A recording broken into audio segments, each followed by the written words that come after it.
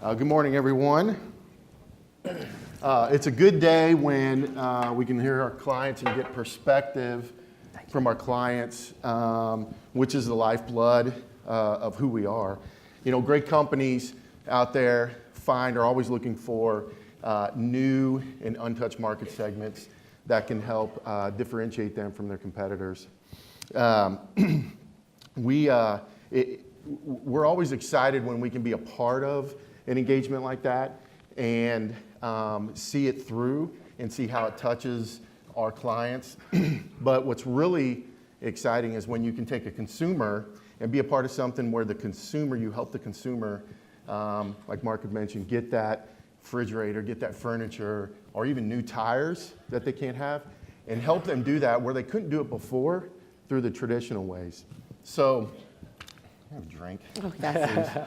So imagine a consumer with a 520 credit score. Imagine they need new tires. They can't get them. They can't pay for it up front. They can't get a line of credit. Imagine that consumer getting a line of credit, getting not only that line of credit, but getting that line of credit at 0% interest. And imagine them getting that line of credit, being able to do that from a company only using the work number data. And on top of all of that, being wildly successful at what they do. So that's what Steve and his company have done, and that's what we've built with them. And so thank you, Steve, for being here today. Thank you for having me. We're very excited for you to be here and to tell the story about what you do. So tell us about Zebit. Sure. Tell us about who you are and what you're trying to achieve out there. Sure. So Zebit is an online e-commerce marketplace where consumers can come and shop, buy the goods and services that they need for their everyday lives and their aspirational purchase needs. And they can finance that over time at 0% interest. So we're really focused on a deep underserved consumer, right? 95% of the people that come to our website have a less than 550 FICO score. So this is, 80% of America is living paycheck to paycheck. More than half of America suffers from a subprime FICO score. So if you really just sort of split a line down this room and took the whole half of this room is, needs credit. Half of this room can't access traditional bank credit. And the sort of credit that they can access is really predatory credit. It is high APR, payday loans, rent to own, lease to own, right? They're going to buy this $1,000 refrigerator that was referenced earlier, and it's going to cost them $4,000 to get it over the next 24 months, right? So we built a product because we know that consumers deserve better. We demand that they sort of get the access to the products that they need. And we want to give them the ability to pay in full at the point of sale. That's great. It's awesome to see that. Margie, tell us about how Zebit came to the work number. So it's kind of a princess to queen story. They came through the work number website, and we get leads. I actually end up with a lot of the leads in consumer finance that are just the smaller leads that are going to grow into something, or nobody knows where they go, so they come to me. And actually, Mark Schneider, the CEO and president of Zebit, actually filled out the little form, contact us, and I set up a call, and I had a call with him and Kyle in January of 2016, and you guys weren't even live yet. Yep. And we had a call, and he just wanted to know about the work number. So I told him about the work number, and we together figured out a way to solve the problem that they had of how do you verify where somebody works? How do you know what they're making besides asking them for that paycheck? And from there, we've built a partnership. We've been together now this is our third year together. We've grown with them. We've looked at other products. One of their big things is they cannot have even a soft credit on there or anything that has to do with credit because their consumers don't understand it or don't want it. They don't want any mark on there. They're trying to build up that credit file, so any kind of mark affects them. That's right. I mean, one of the big value propositions that we give to consumers is we don't check credit, right? We're using alternative data through the work number to find a way to allocate a credit line to a consumer and allocate that credit line based on risk, right? So higher risk gets a lower credit line, lower risk gets a higher credit line without dinging that consumer's credit score, right? We really want to be the sort of dignified, honest, transparent partner for this consumer to help them live their best financial lives, right? Oh, nice That's timing. right. Good. Wow. So what the marketplace does, right, is it gives consumers a place where they can shop electronics, appliances, furniture, jewelry, fragrances, tires, home goods, toys, baby, you name it, right? We're trying to be Amazon for the underserved. And we're doing it by offering brand name products, right? The same products you could go to Best Buy and purchase or Amazon and purchase. And we're doing it through sort of automated competitive pricing. And we're giving consumers 3 different ways to finance that. Right now, we just have one way in the market, which is a 6-month term, 0% interest. And people always ask, what happens if you go over that 6 months? Do you then hammer them with some heavy fee or interest? And the answer is no, we don't.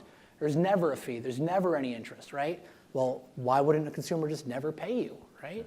Well, because the alternative is so bad, it's so damning that you don't want to lose access to this type of credit line, right? And we've really taken the carrot approach of we want to grow your credit line with you over time.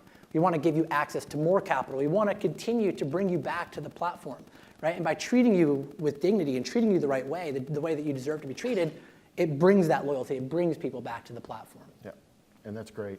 How does the work number, can you talk a little bit more how the work number fits into that? Yes, so here's a slide which is sort of the 3 pillars of the analytical model of Zebit. When a consumer registers for the platform, this is where we run sort of what their income is.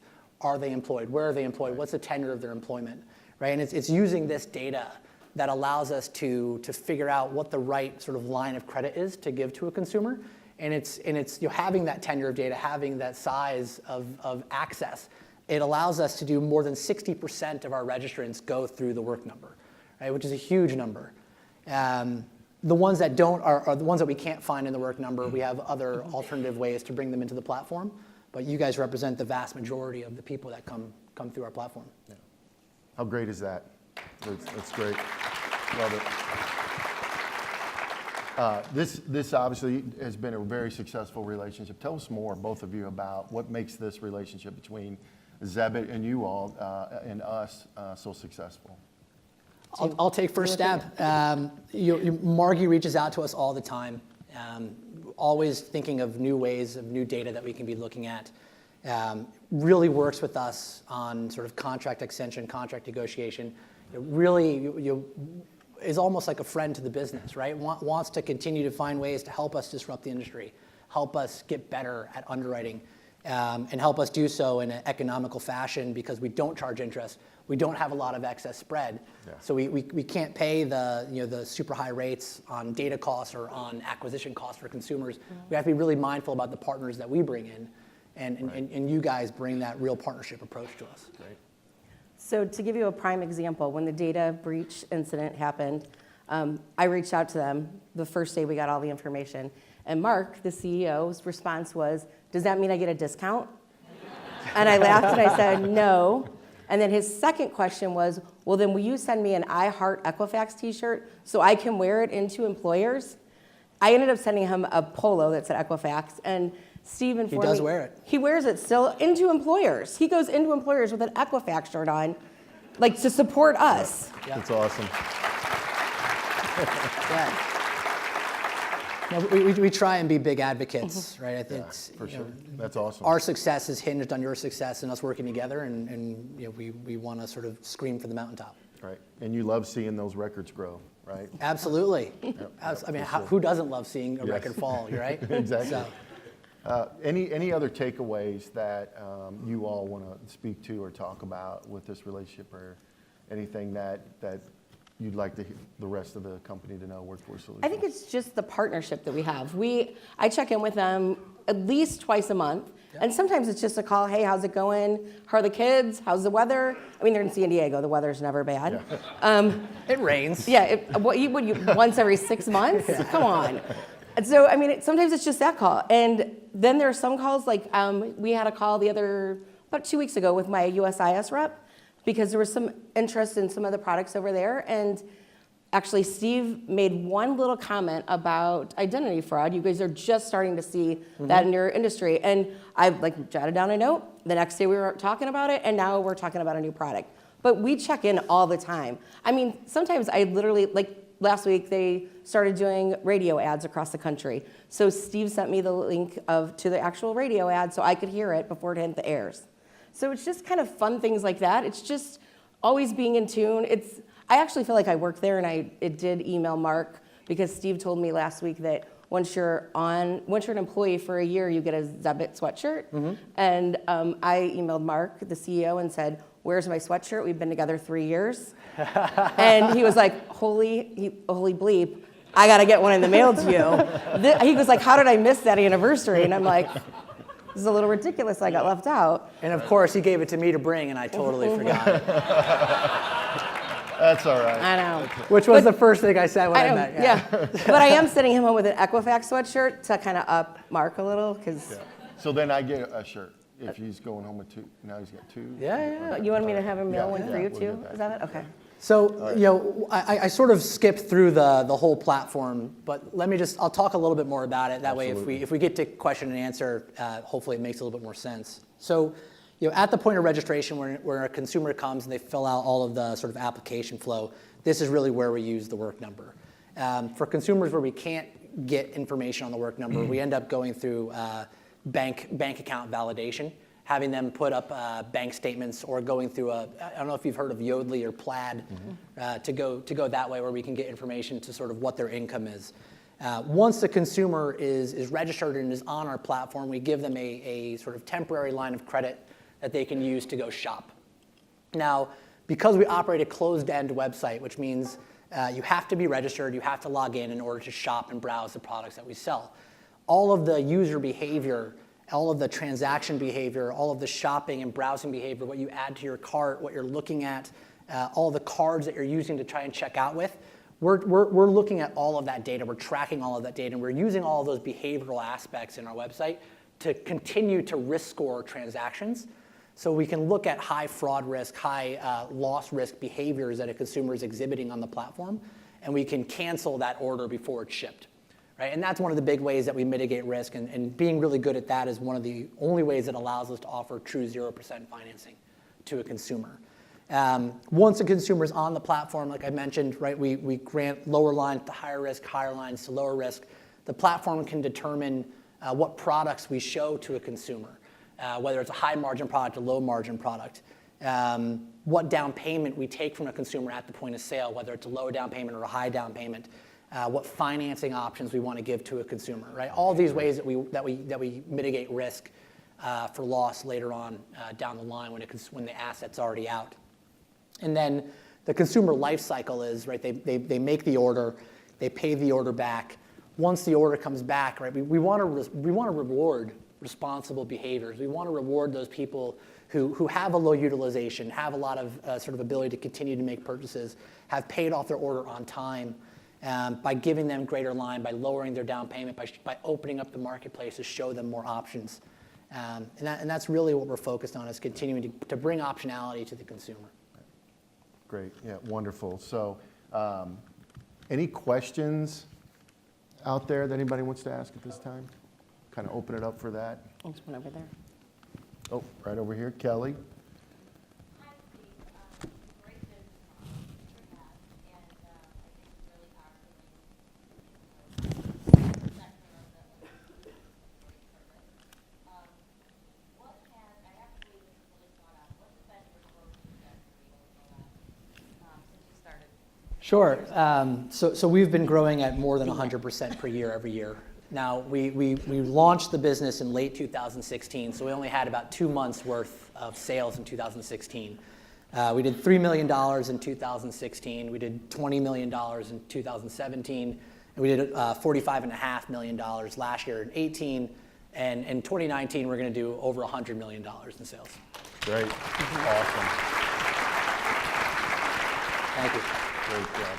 Steve, flip to the next slide, because I think it talks about how many people. Does it keep going? I think Let's so. see. One more. It Well, talks.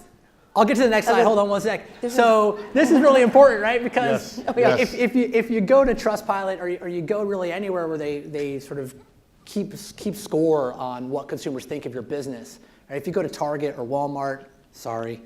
I know you offer a great business, but if you go to Trustpilot, right, a lot of these businesses have 1-star, 2-star, and we live in an environment today where people are so can so easily just damage your business and destroy your business so quickly. We've all seen it happen, that we have almost 2,000 reviews now. This slide's a little dated, of 5-star ratings from our consumers. So we're really trying to do everything in our power to bring the best product possible to our consumers. Getting sort of a little bit further along your question, $45 million last year. The average CAC stands for cost to acquire a customer. Traditionally in deep subprime, the cost to acquire a customer is in the range of sort of $100 to $300 just to get a customer registered on your platform. We're able to do this for less than $10. And we really credit that to a whole host of different media channels and partnership channels that we have with benefits providers and others that bring consumers to us. We have a greater than 4 times lifetime value of a customer over the cost of acquisition. Customers spend with us more than $1,000 per year. They make more than 5 purchases per year with us, which is sort of 2 to 3 times the average e-commerce purchase that a consumer makes every year. So, and a net promoter score, every month we measure net promoter. Every month we've had between 71 and 76 net promoter score, which is up there with the Amazons, USAAs, Netflixes of the world. So we're really proud of the service that we're giving. We're trying to give it our best. Awesome.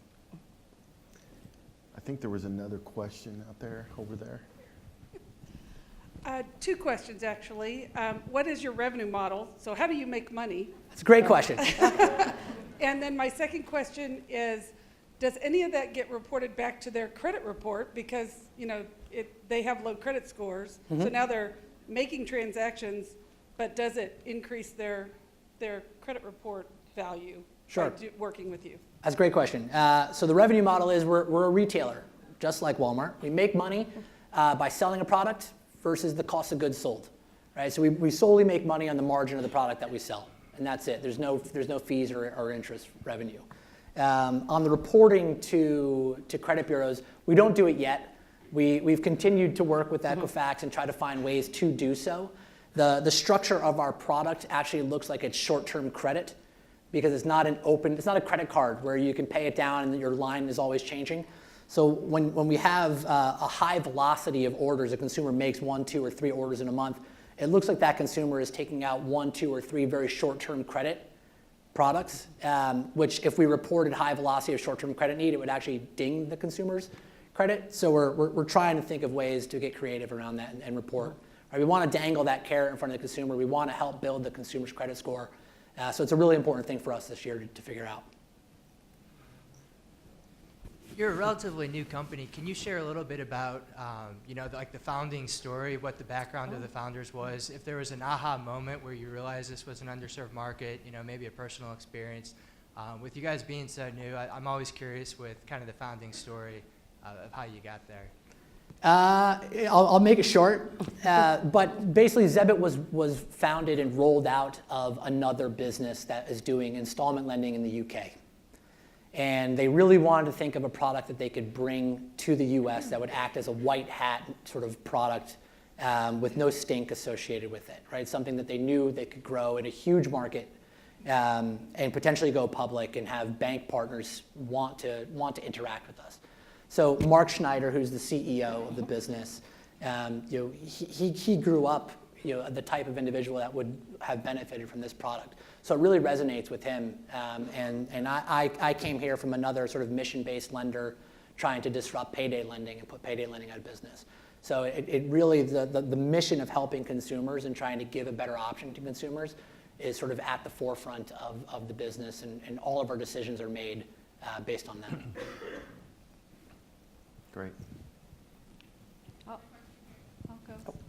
I manage one of our large payroll partners who helps us put additional consumers onto the database.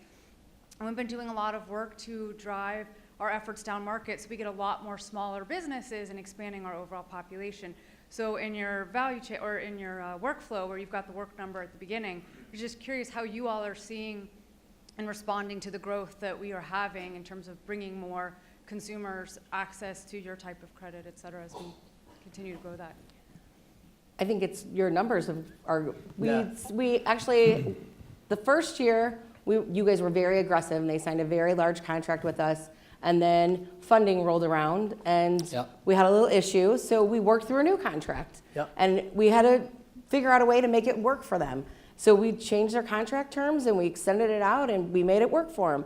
Well, this year now, we've already hit the commitment, and we're 6 months in, they have another 6 months to go, and they've already hit the commitment because they're growing, but they're growing just as fast as we're growing the database. So every time we add somebody new on the database, it's just somebody else that we can serve for them. So somebody else that's going on to find a new iPhone is showing up on the database now that wasn't there last week. That's right. So we're growing, they're growing, everyone's happy.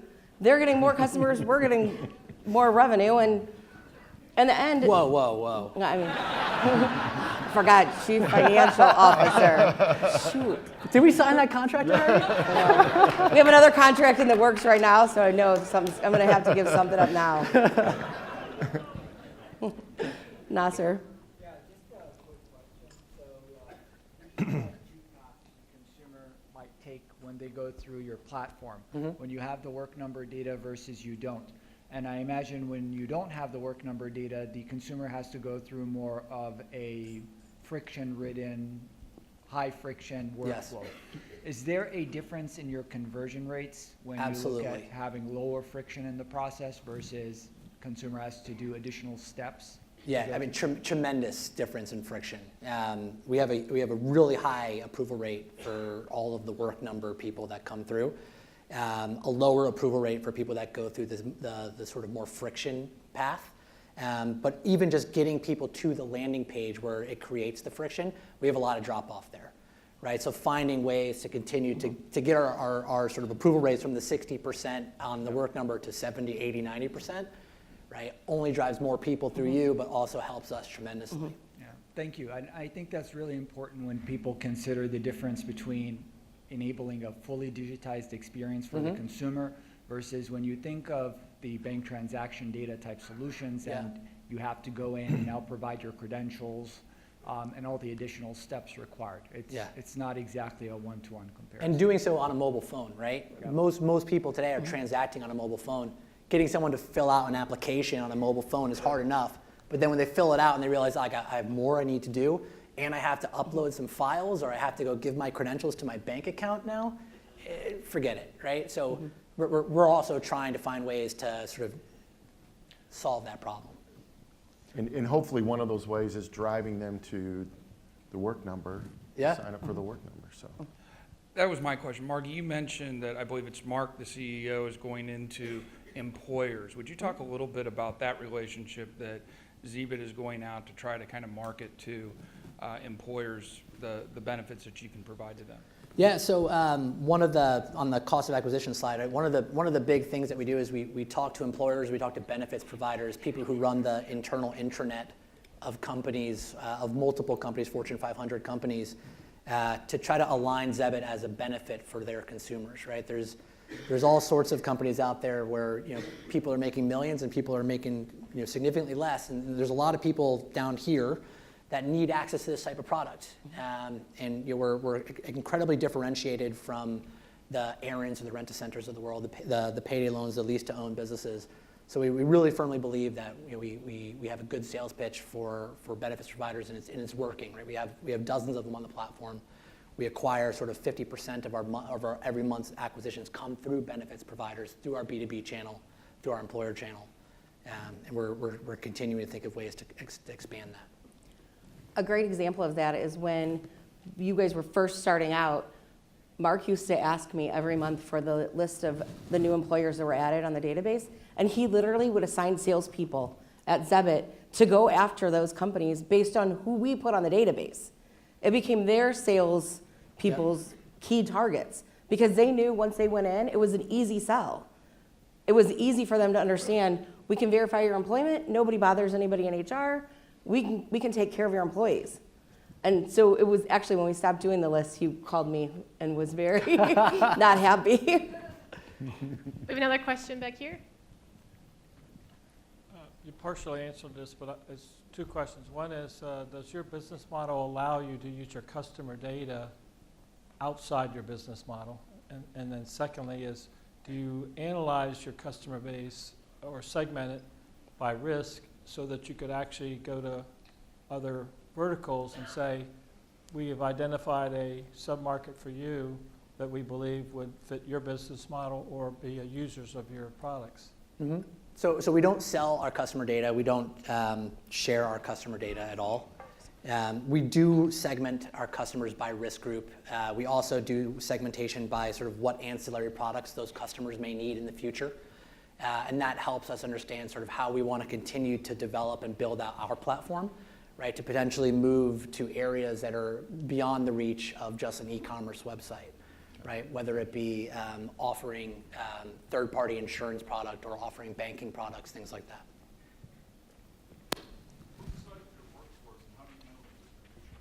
So we have enough work for 200 people, but we only employ 50.